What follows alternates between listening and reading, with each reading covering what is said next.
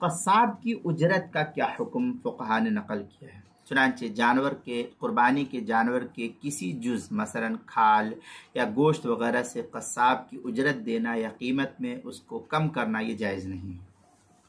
اگر کسی نے ایسا کیا تو قربانی ہو جائے گی، لیکن کھال کی قیمت یا جتنا گوشت دیا ہے اس کی قیمت اس دینے والے شخص پر صدقہ کرنا واجب ہو جائے۔ قصاب کی اجرت الگ رقم سے دی جائے گی، اپنے ذاتی طور پر، اپنی ذاتی ملکیت سے، اپنے ذاتی مال سے الگ سے دی جائے گی، قربانی کے جانور کے کسی جز سے نہیں دی جائے گی۔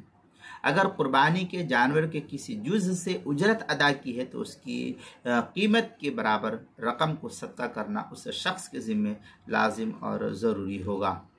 چنانچہ فتاوی ہند میں ہے ولو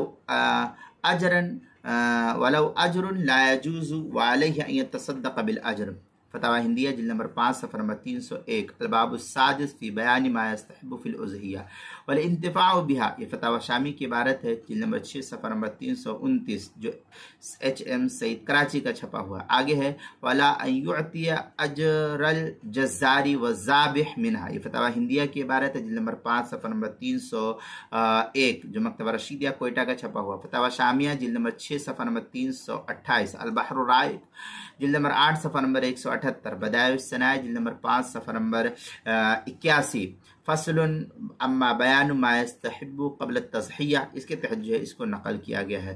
اسی طریقے سے قربانی کے مسائل کا انسائکلوپیڈیا، اس کے حروف تہجی قاف، عنوان ہے قصاب کی اجرت، صفحہ نمبر 131 پر اس کو نقل کیا گیا ہے۔